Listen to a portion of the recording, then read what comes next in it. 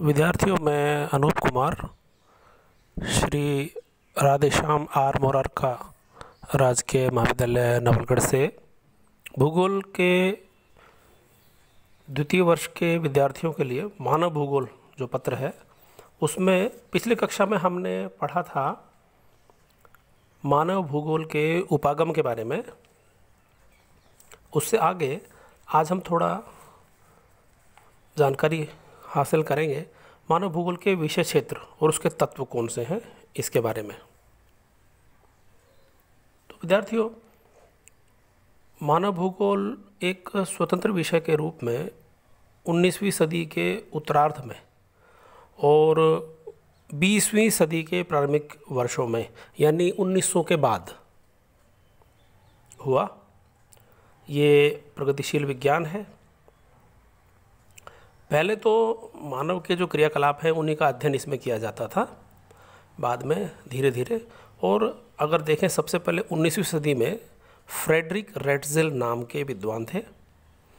उन्होंने मानवीय पक्ष जो है भूगोल का उसे अलग से स्थापित करने का प्रयास किया और उसे मानव भूगोल नाम दिया। उनकी किताब मानव भूगोल का प्रकाशन हुआ और ये जो रेटजेल का ग्रंथ, इसे अंग्रेजी में एंथ्रोपोज्योग्राफी कहा जाता है। इसी से मानव भूगोल का विकास हुआ है। अब मानव भूगोल का विषय क्षेत्र बहुत विस्तृत हो गया है। इसमें पृथ्वी तल के सारे प्राकृतिक वातावरण, मानव समूहों, इन सभी का अध्ययन किया जाता है। इस व्यवस्था में किसी भी प्रदेश की जनसंख्या, प्राकृतिक संसाधन, सांस्कृतिक परिवेश और सभी तथ्यों के मध्य में कार्यात्मक संबंध का अध्ययन, ये सभी हमें इसमें करना होता है। प्राकृतिक वातावरण के तत्वों में तो स्थलाकृति, जलराशि, जलवायु, वनस्पति, खनिज और सांस्कृतिक तत्व देखें तो जनसंख्या, मानव का व्यवसाय, अधिवास, यातायात के साधन, व्यापार और शिक्षा, इन सभी को शामिल किया जाता है। दूसरी ओर मानव भूगोल में प्राकृतिक वातावरण का उपयोग करके विकसित किए गए सांस्कृतिक भूदृश्यों, इसे अंग्रेजी में कल्चरल लैंडस्केप कहते हैं, उसका भी अध्ययन किया जाता है। तो मोटे तौर पर देखें तो मानव भूगोल का जो विषय क्षेत्र है उसमें इन सभी तत्वों को हम शामिल करेंगे। पहला है जनसंख्या का भौगोलिक अध्ययन। दूसरा है किसी प्रदेश के प्राकृतिक वातावरण में विद्यमान प्राकृतिक संसाधन। तीसरा है सांस्कृतिक भूदृश्यों का अध्ययन। चौथा है मानव द्वारा वातावरण समायोजन का अध्ययन। पांचवा है किसी प्रदेश के स्थानिक संगठन का अध्ययन।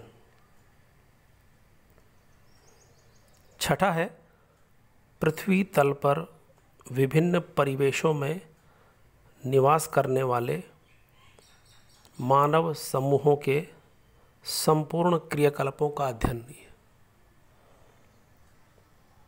और सातवां और अंतिम है कालिक अनुक्रमण का अध्ययन।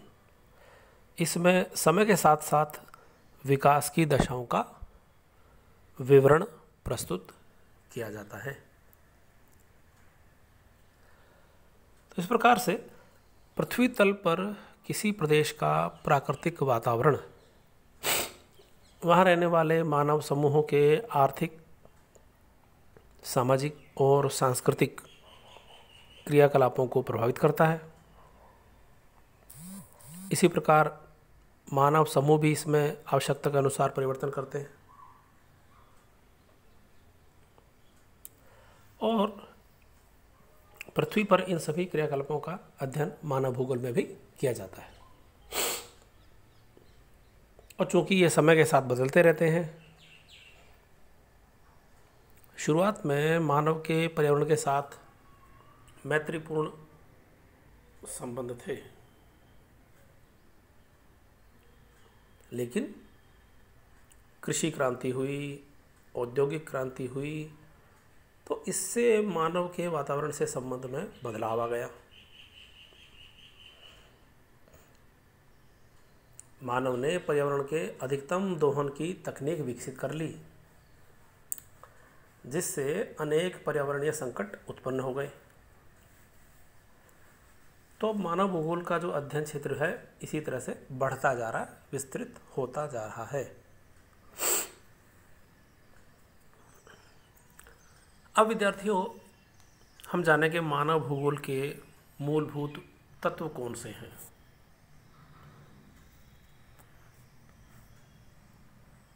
मानव भूगोल के विषय क्षेत्र के बारे में स्पष्ट हुआ है कि मनुष्य ने विज्ञान और प्रौद्योगिकी के क्षेत्र में विकास करके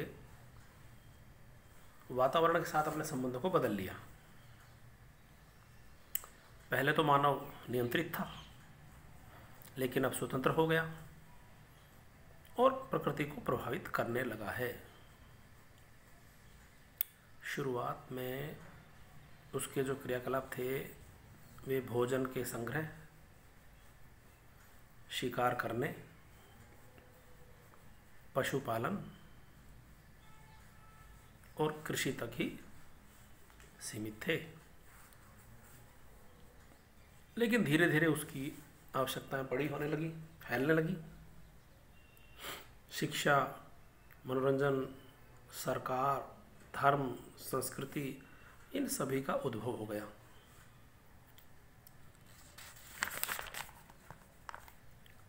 इनसे सांस्कृतिक तत्वों को जन्म मिला। इन सभी को मानव भूगोल के तथ्य कहते हैं, जिन्हें विभिन्न विद्वानों ने अलग अलग रूप में वर्गीकृत भी किया है।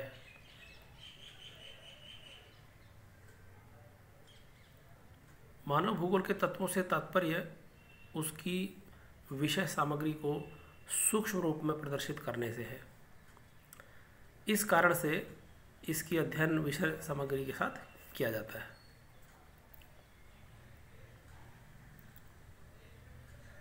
अलग अलग भूगोलवेत्ताओं ने मानव भूगोल के तथ्यों का विभाजन अलग अलग प्रकार से किया है, लेकिन सभी भूगोलवेत्ताओं के विभाजन के आधार पर सामान्यतया मानव भूगोल के तथ्यों का विभाजन दो भागों में किया जाता है। पहला है भौतिक या प्राकृतिक तथ्य, दूसरा है सांस्कृतिक या मानवीय तथ्य।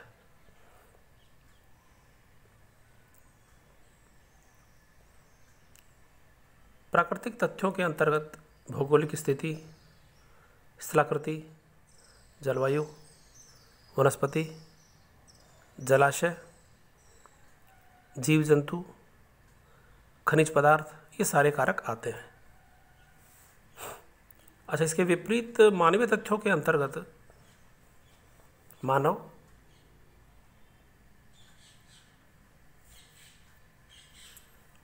मानव से संबंधित अन्य कारक जैसे जनसंख्या, मानवीय बस्तियां, विभिन्न परिवहन मार्ग,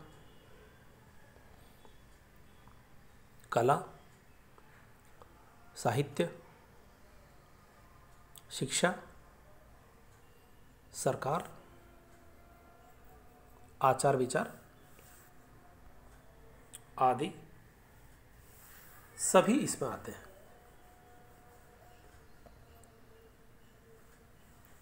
बहुत सारे भूगोलवेत्ताओं ने इन्हीं प्राकृतिक और सांस्कृतिक तथ्यों का विभाजन अलग अलग तरह से किया है।